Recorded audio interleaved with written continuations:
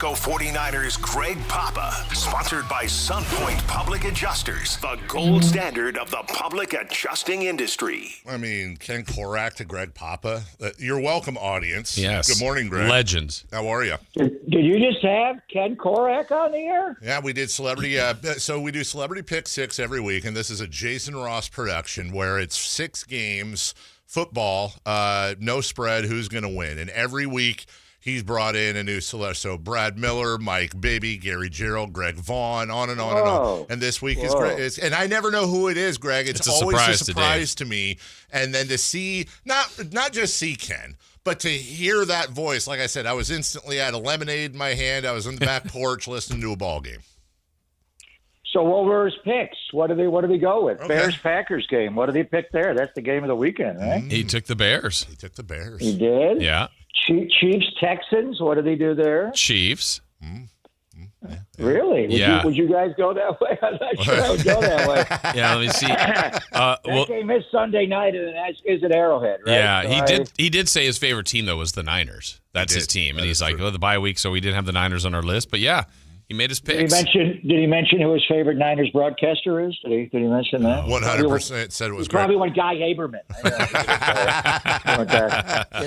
Kenny's been amazing to me. The whole Bay Area community. But Ken reached out to me right away and continues to. And, Ken's had some physical struggles himself. Not quite cancer, but a lot of issues where he's missed large chunks of seasons, half of years. So, he reached out to me when I missed the first preseason game and knew what I was feeling. And he's just been a friend. I've known Ken forever. Traveling with Bill and Lon for all those years. And then when Ken came on board, that's a tough booth to go into. Yeah. I would never want to share a booth. I've been inside the Bill King broadcast booth many times and the Lon Simmons broadcast booth. That's what we call our Niners booth. And Bill's just, he intimidates the hell out of me. He scared me. He was just better at everything than me. Just smarter and just a brilliant announcer. I did invite him. Actually, it was David McGahee, the late David McGahee, who was my boss and mentor with the Warriors, invited Bill to come to a Warrior game, sit in a game with me. It was a Warrior-Boston Celtic game. It was an early tip. It was on national TV, probably tipped off at 5 o'clock, and I asked Bill to do play-by-play for part of the game, and he respectfully declined. He said, I can't name half the players on the court. I'm not doing that. And Bill's just such a perfectionist. But, he literally wrote the book, Kenny, on Bill King and everything about him. And so Kenny's been an amazing friend of mine. You know who Johnny Dostow, who I don't think I've ever met him. I don't think we've ever been in the same room together.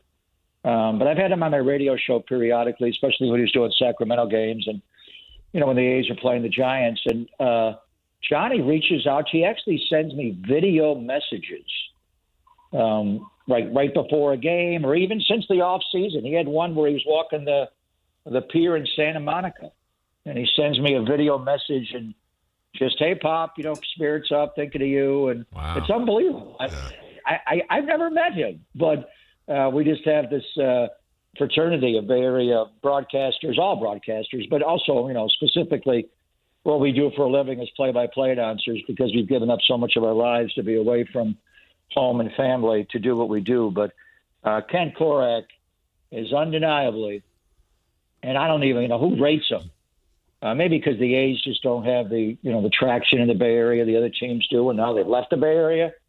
But there's never been a finer broadcaster the Bay Area has ever produced than Ken Korak. And we always root for Dwayne and Mike to go in every year. And Dwayne will find out Kipe if he's going to go to the Hall of Fame and get the Ford Frick on Wednesday. But there is, without question, a place in Cooperstown for Ken Korak.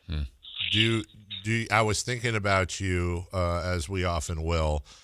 Do you even know how many texts and emails and calls you got when Kevin Harlan did his beautiful shout out to you? Yeah, you know what? I was when I watch the Niners, I don't. I watch them back 2 or 3 times, so I don't lock in on the game specifically. Yeah. But I'm watching them, but I watch them all. And I was actually, the Rams game at that point was raging. I don't know how Carolina beat them, but they did. So I didn't even hear it until later. Kevin texted me the morning of the game, and he had been on my radio show 2 or 3 times since I was diagnosed, and he never mentioned it. So I thought it was surprising. I mean, he's the one guy, and he and I are really good friends. We're contemporaries. We've been, we were in the NBA. He's a little bit older than me. No, I think I'm actually maybe a little bit older than him. But I think I was in the NBA before. Anyway, we essentially broke into the NBA together, and then he was doing the Chiefs games before he went to Fox, before I was doing the Raider games. But we've been contemporaries forever. So I was, and everybody reached out to me, just about everybody. Kevin, who was one of the guys that I know the closest, did not, and I thought it was surprising, but I just let it go. People have busy lives. Who knows what kind of but I kind of got a feeling when he was on my radio show a couple of times that he never mentioned it, which is fine. Tony La Russa's been on my show, and Tony, texts me and calls me all the time. He's coming on my show today, and that's just his way of dealing with it. He kind of just everything he always says is onward. Don't dwell on what you're doing now or the past. Onward, today and beyond.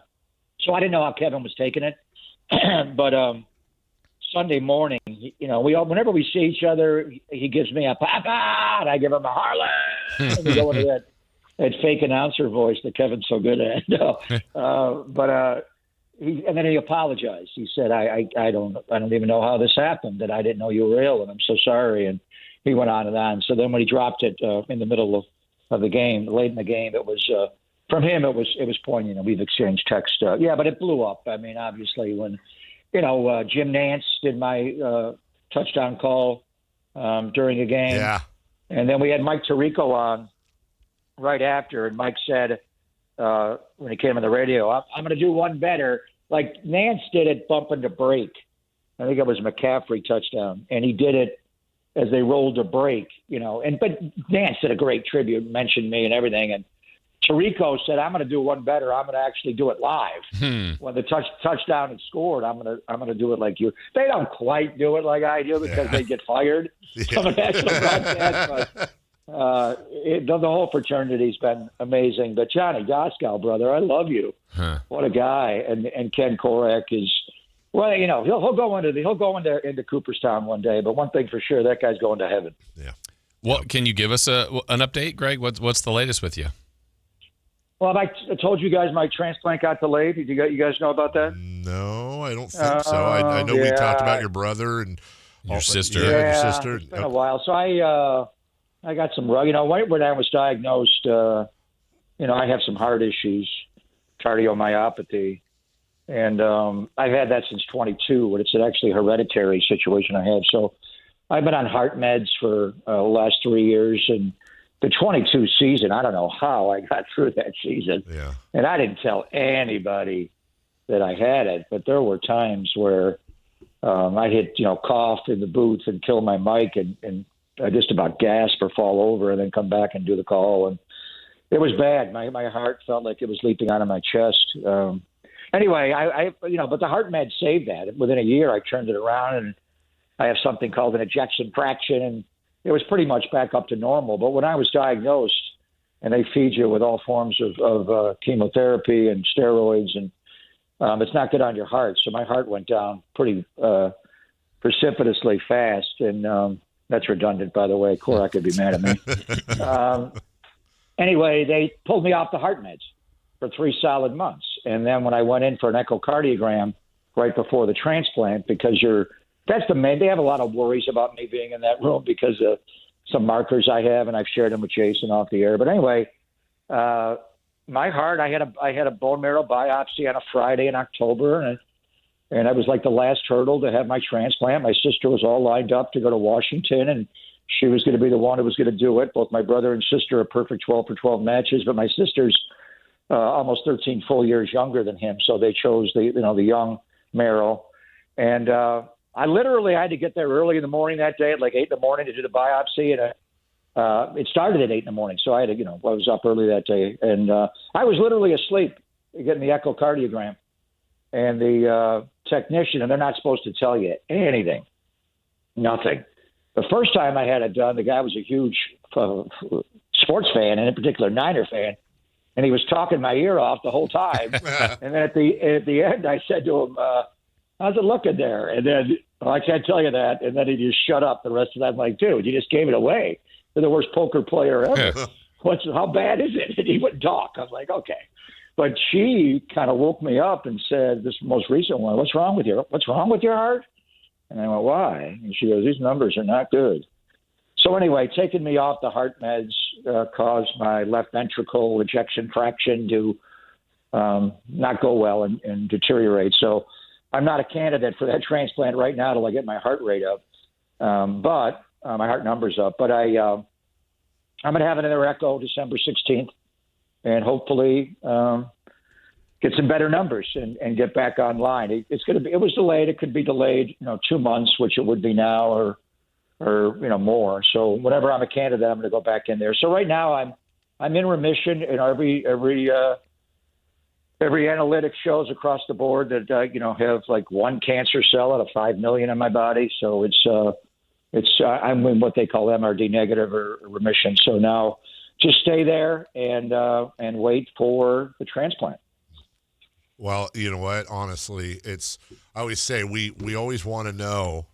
Jason and I, before you come on, we usually have a conversation, which is we want to know how you're doing, and the audience wants to know exactly how you're doing, good or bad. And you've always been so wonderful in being open. Also, there's literally this is why I know you're good about this, Greg, but I just feel like such a schmuck when I'm like, you're saying all this stuff, and then I'm like, so the Niners are on a bye. There's just no So am I. I've been on a season-long bye. What the hell? I know I sound like a broken record every week with this, but we were just talking to a different guest earlier, not as good a guest as you, by the way. And the Kyle Shanahan, he's not going to win Coach of the Year, I'm sure. He'll go to the Patriots guy, the Colts guy, or whatever, but golly, man, just admire the job he's done this year with this team. Well, not a doubt. I mean, he is one of the best offensive minds in all of football, play designer and play caller. And, he grew up with his dad, who was one of the very best. We watched it throughout the years. So, but beyond that, he's become a really good head football coach in every regard. And you have to grow. And I remember some game management stuff when he first started one game on a Monday night in Green Bay. He's throwing the ball around at the end, and they give it back to Aaron Rodgers. Like, you don't need to score here, coach. Run the clock out. But now, and what he did on Sunday in Cleveland, they won the toss. Kyle Juszczyk went out as one of the game captains, being from suburban Cleveland and Lodi. He went out. You don't have Fred Warner to, tails never fails. So Juszczyk called it. It came up tails. And the Niners won the toss, and they took the football. It's just like, what? And Harlan was on the game. And when Harlan said that, I'm like, what? Because Kevin's so busy. And I'm like, did he get that right? I was all set to text him. Did we win the toss and take the ball? And then Trent Green reiterated it before the first snap. And I'm like, they did. I'm like, whoa. And that is coaching the game. Yes, we want to make first downs and touchdowns and score points, but when you go into a win factor like that, and they didn't know if it was going to snow or rain, it wound up being a clear day on the shores of Lake Drury, as I call it, since I grew up there. You play the wind, and Kyle took the wind. He took the wind in the first quarter is the way it turned out, but more importantly in the second half, by taking the ball, you get the choice of which way you want the win, and you want the win obviously in the fourth quarter. It was brilliant.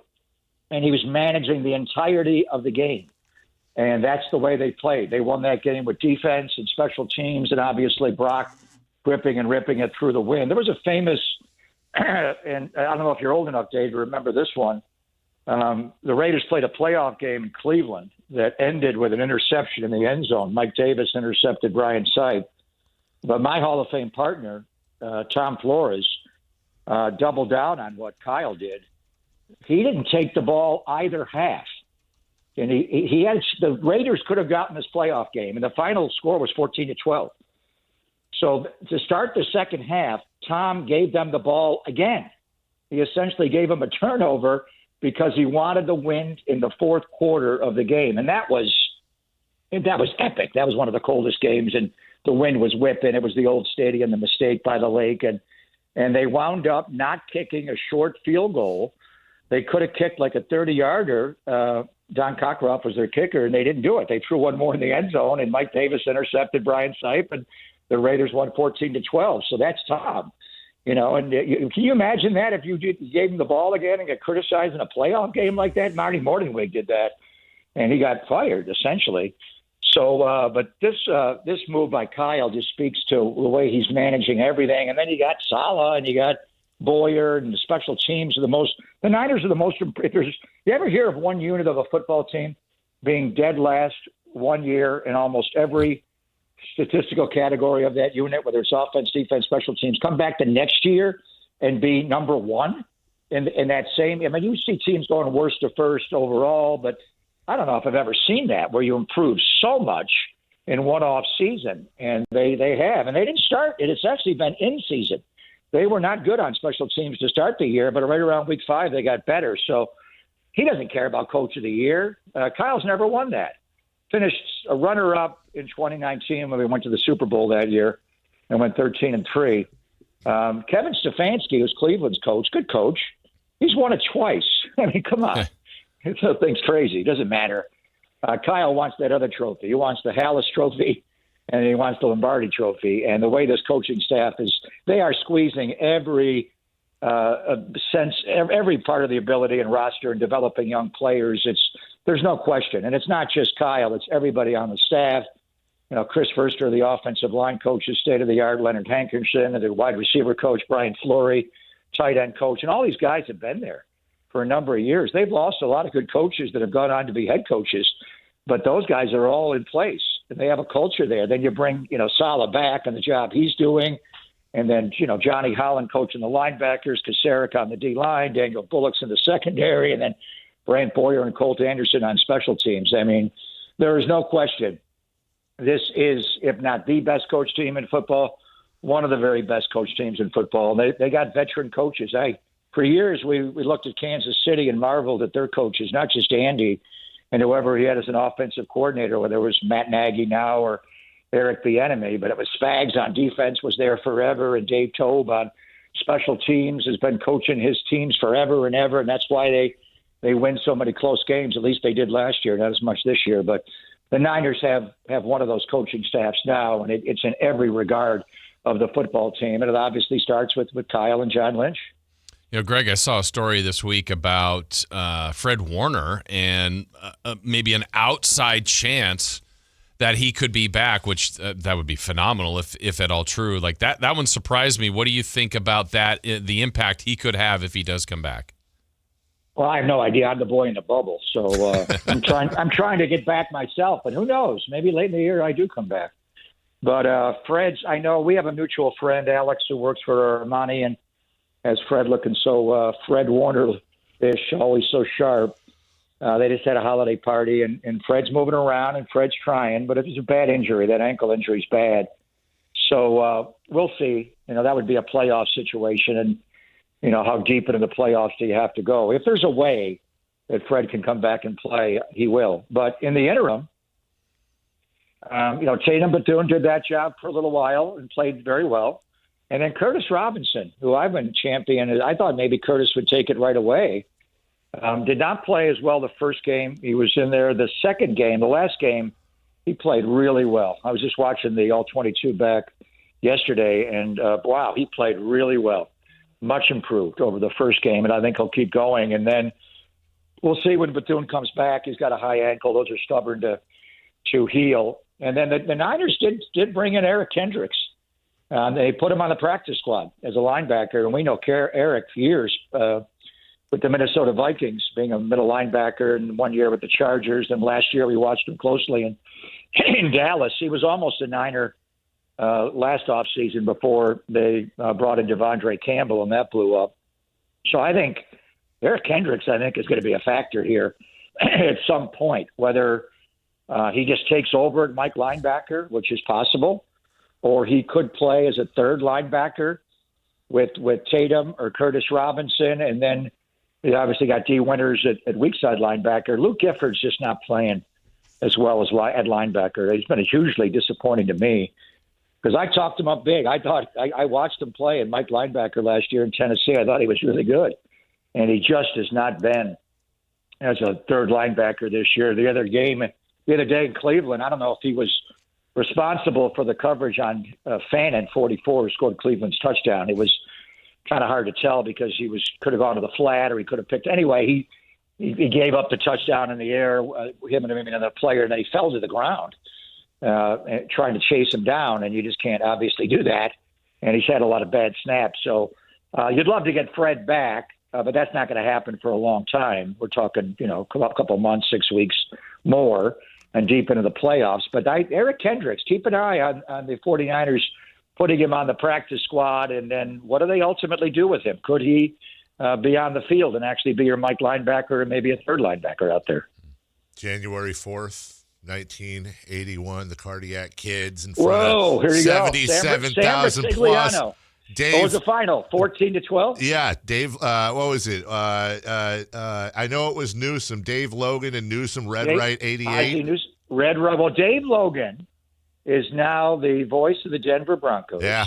He just did his 500th game. Wow. The other day, and I said, "What's your one-loss record on those 500, Dave?" He didn't respond back. No, Dave obviously had some great. He was an amazing athlete. He was drafted in all three sports. And he went on to be actor. So he's the voice of the Denver Broncos. He also coaches high school football in Colorado, and he's won multiple state championships while he does a radio show every day. Wow. And he does the Broncos games on Sunday, and then he coaches a high school football game. The reason I know him so well, he and I were partners. When I first got out of college, I did games with him on ESPN on the West Coast. And I love Dave Logan. What a great guy. But, yeah, who'd they have? Reggie Rucker, and I forget who else they had then. But it was Brian Sipe. Yep. Retigliano was their head coach, and it was 14-12 was the final score, right, David? That's right. I was in diapers, but I read about it. Yeah. You were screaming, "Flores, what are you doing? Take the ball." I was going to fire you if this screws up. What are you doing?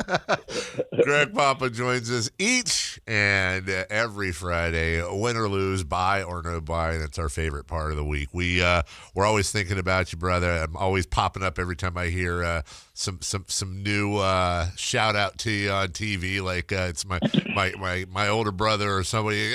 He's talking about Greg, and then I know you're probably used to it by now, but it just older brother. I wasn't even born in '81. You were in diapers.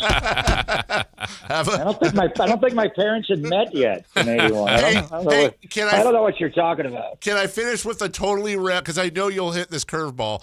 I want to finish with a totally random rabbit hole I went down, and then we got Giannis Antetokounmpo. Yes, let's try to get him. So Randall Tex Cobb, I went down this rabbit hole last night, Greg, was in a fight. Boxer? Yes. Yeah, in the street. Was in a fight with Larry Holmes that was so bad and so one-sided, and it was just weeks after, I forget the gentleman who fought Ray Mancini, but he passes away from a brain injury in the ring. 13 days later, it's Larry Holmes and Tex Cobb. Holmes sweeps him over 15 rounds. The beating was so bad that Howard Cosell vowed to never call another boxing match ever. So Greg, remember. I go down this whole rabbit hole, and you know what's crazy? Tex Cobb graduated Temple University just a few years ago. He is 75 years old after a long acting career and living his best life. I would not have thought with the punishment he took, he'd make it to 75, but here he is.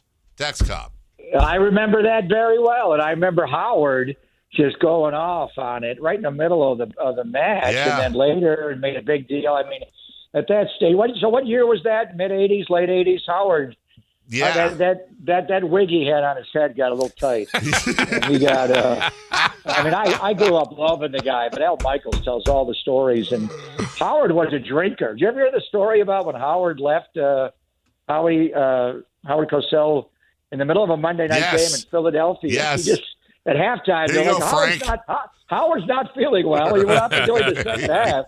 The truth of the matter was he puked all over Don Meredith's cowboy boots at halftime because he was so hammered. Yeah. And they threw him in a cab. Could you imagine a cab back then and what that cost to go from Philadelphia to Manhattan apartment. But there was no one like him. No one really has had a role because he didn't do play-by-play. He wasn't an analyst, as he wrote in the book. I never played the game, but he was just Howard. He was so bombastic, and with the law degree, he was smarter than everybody. But no one. Tony Kornheiser had that a little bit. They had Dennis Miller, Yeah. Sure. the comedian. He was so funny, but he was kind of talking over the audience. And there's been no one like Howard Cosell really ever before in the history of broadcasting and sports broadcasting, and probably in the history of broadcasting since. There's never been anyone that has had a role like Howard Cosell had. See, I knew we'd go down the rabbit hole together. We're out of time. Yeah, you took me down. Yeah. Have a great weekend, Greg. Thank you. Thanks, Greg. Take care, guys. Talk to you next week. See you. Be Thank good. you. That's Greg Papa. We're way late.